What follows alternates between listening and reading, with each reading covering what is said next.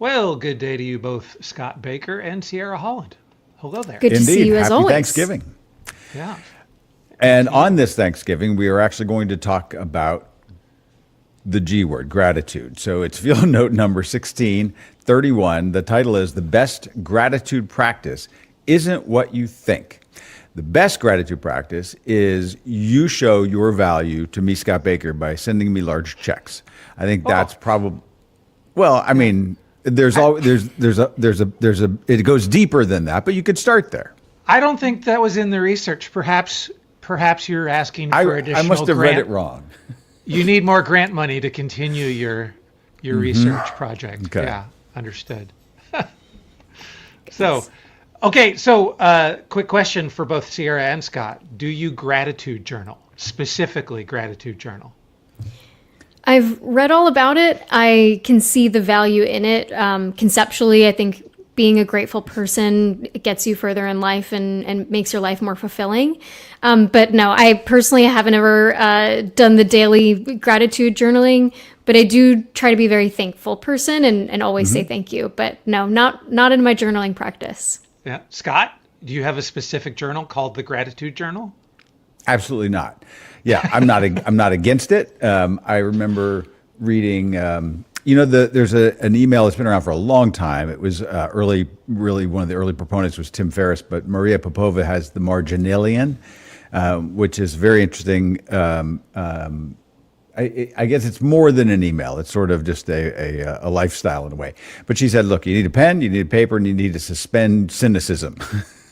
Yeah. And so I'm not cynical about this. I think I have a different lens on it. And Mikey, you may have heard Randall and I talking about it yesterday on one of our other things that we do for our subscribers around the idea that is there a difference between having a gratitude posture of gratefulness and actually the giving of thanks, which is more behavioral and can be demonstrated.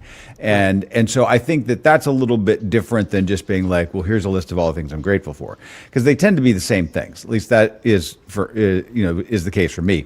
I'm not saying that gratitude itself has a weak quality to the word.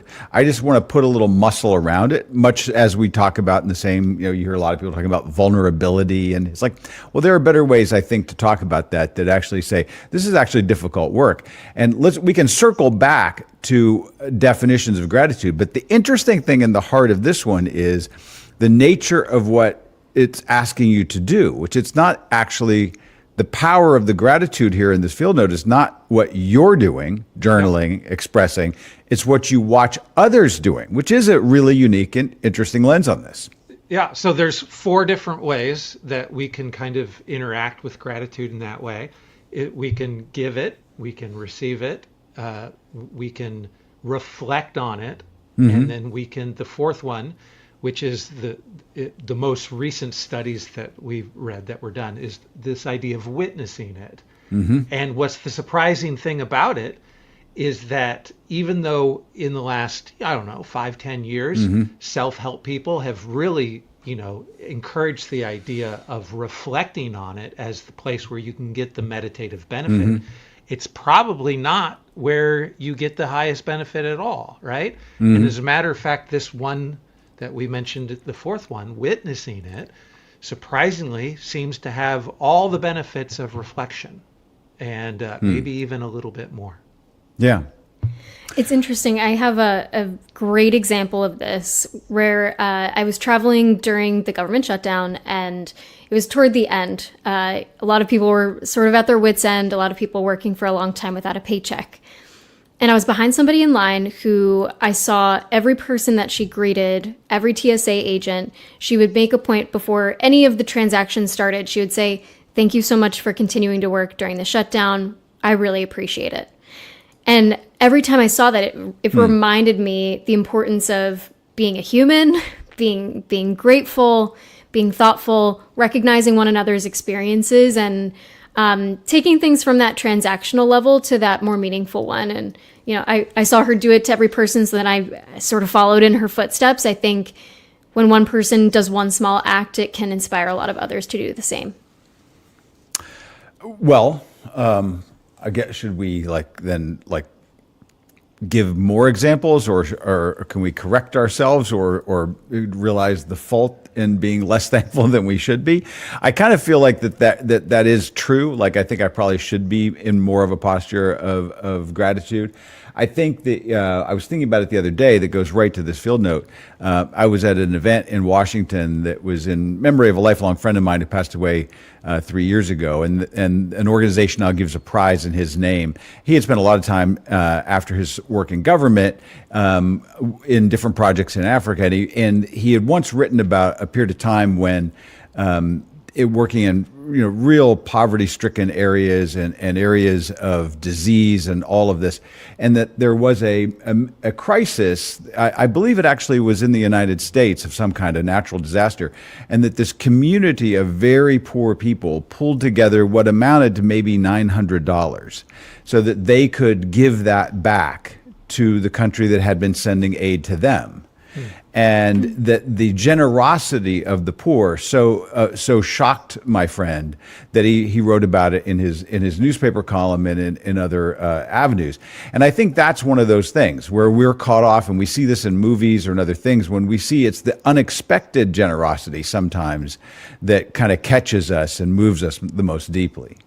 Right.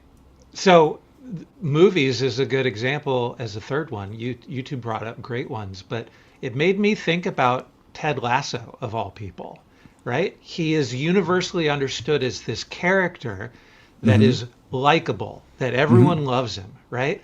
And so I was thinking back through, like, what are the things that he does that makes him likable, right? And I think his approach to the world as like this grateful posture that you actually see it on stage, on screen, is probably for me the thing that makes me like him so quickly, right? He just feels like he's grateful to be alive. Now, I might be like shoehorning the word gratefulness in here where I don't need to, like, because there's story metaphor, building blocks that the writers of the show are bringing in. But I think more than anything, there's not ever a time where you didn't see him on screen just grateful for the circumstances that he was in, right? And me witnessing that makes me like him. I feel like I could be a friend with Ted Lasso, right? I feel like we could hang out at the pub together, right? I think that, he would be somebody that I would want to spend a lot of time with. And even as I think about, like, the people who I went to college with who were very charismatic in the attractiveness kind of markers, I think that's it. I really do think that if I were to break it down and study them in the way some of these scientists have been studying gratefulness, it is like they are expressing gratitude more often, and not even to me, right? To other people. I'm just witnessing it. Yeah. Well, I am also a little concerned that a lot of Mikey's fixation is on fictional characters. Yes. And so, but Sarah, let me ask you this though, because a lot of time, and we have behaviors in our platform that support this, but particularly for leaders and how they express appreciation. And so when you look at a field note like this, and maybe a leader is looking for and witnessing ways the gratitude is being expressed in their organization, and maybe part of the value is pointing that out or drawing people's attention or focus to these things so that it's just a little more conscious and that it doesn't just slip by unnoticed. And I know that a lot of times leaders might say, hey, appreciate you, whatever. And it doesn't mean anything. What can leaders do to make that more real, more believable, more authentic, if we can even use that dangerous word? Yeah, I have so many thoughts. And let me just say to give Mikey credit on this, I am a media effects researcher. So I really appreciate how people come to understand the world by seeing how they interact with media and the media representations that are out there. So that's where my heart is. So I'm right there with you, Mikey. I can think of plenty of media examples that do speak to this. But from a leader perspective, I think there are a few things. The first is, if you're that leader that's a bit downtrodden, maybe you're starting to get jaded on your own work, there are probably places in your office, if you have an in-person office, where there's naturally going to be more gratitude being expressed. If there are areas like a cafe where there are people working, if you wanted to experience it, you might have to sit for a little while to see somebody who's really going to take it beyond that transactional interaction, but you'll start to see that happen. There are also expectations you can set as a leader to help your team understand what gratitude looks like in action. I was working with a leader who set an expectation that when the janitorial team comes through the office, you need to make a point to, one, know all of their names, two, ask them about their day, and be grateful for the work that they do so that we have a clean office. And that leader led the way in doing that and knew that the janitor's name is John and that he has a family of 5. And the leader would make it a point to take it to being a person beyond the work and beyond the transaction that's there. And then when they saw people, engaging in the right way, they would say that's what I want to see when it comes to gratitude. Gratitude should be a part of our everyday practice because we're very lucky to do the work that we do every day. But yet another third way and it's not in direct connection to the field note, but there's a reason why when we do presentation training or public speaking training, one of the first things that I'll say is you need to open with gratitude because it avails the audience to you. And it should come from a place of genuine gratitude, not just checking the box of thanks for inviting me to be here today, but who really made it possible for you to step up onto that stage and give that speech or be part of that meeting. And by starting with gratitude, with the richness of it, it avails the audience to you because they know that that's the place that you're starting from. I don't think you can phone it in. I don't think it can be a check the box and have that same effect. But it's interesting. It connects to the research behind this that when we see someone being grateful, it gives us our own boost. And I think that has to avail you to Mikey's point around charisma. What other thing could you do? I mean, it just seems so obvious that in what we're talking about, but we don't practice it as much. But if I see somebody being grateful, then I feel like I can hang out with that person. I want to go have a coffee with them. Yeah. But so if I'm trying to give off the idea that I'm a nice person, right? Most of the time, what do? We allow thoughts to ruminate in our head about why we think, and then we don't end up actually acting on anything. Being grateful is like the easiest, most accessible thing to do, and it works. It works. It's great. Well, what do you think are some of the ways that people, is it a good shift to go from saying it's not a posture of mine, but a way that I demonstrate it? Because we often say, even in admired leadership, a leader who says that they're a very compassionate person, I can't see inside your head. I can only see what you do. I can only hear what you say. And you might even say that you're a compassionate person, but if you're not actually demonstrating the compassion, then it's just in theory.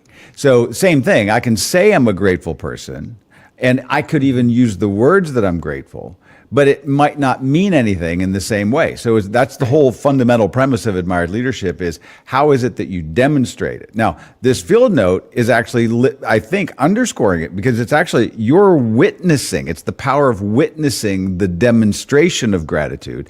And then I think the responsibility is how do we demonstrate that back? Yeah, yeah. And I think there's a lot there. Sorry to cut you off, Mikey. I think there's a lot that can take it beyond the words.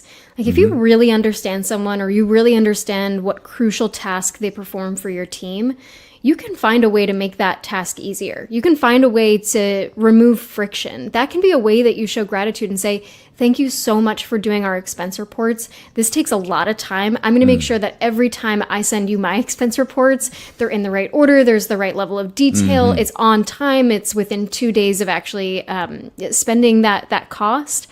There are ways to show gratitude that go beyond the words. Because if you say, thank you so much for doing all the expense reports, but then when you send them in, they're messy, they don't have the required detail, they're 2 months after you actually incurred the expenses, that doesn't actually say you're grateful. It says that you're careless, but you're trying to appear as though you're grateful. So how can you actually take it that one step further? I think, like much of what we've talked about today, it's taking it beyond that transactional level of the interaction. And knowing, understanding, recognizing the human behind the task, and finding those ways to really connect and show and demonstrate, whether it's your fanness or your gratitude to them. I think there are a lot of ways to do that. Okay, Dynamite. there's one other thing that I want to bring up. We talked Do it. about how people can give it, gratitude, receive it, they can reflect on it and witness it. But none of those four really kind of capitalize on like what happens in a third party compliment, right? The combination of witnessing it and then giving it, right? That super combo, I think is powerful here. And that's like what we've missed. So I'm wondering if there's other combinations that we're missing here as well, right? Now, if I am reflecting on it and then bragging about it, that's kind of going to be a negative one, right? But there might be other super common, and I think that's the research that actually was written about here. I read the abstract on it, and it's really about net social effects of what's going on. And so the fact that there might be four basic things of like what we can do, those combinations of things are really cool. And if you don't know what third party compliments are, you should go Google it, because we've got some great material around it. Free material. It's in our introductory, free introductory module. So, well, I'm grateful for both of you, and let's do this again next. Well, Sierra joins us on Thursdays mostly, right? Yes. Yeah. So right. next Thursday, great. Next Thursday. Dynamite. Fantastic. Thank you both.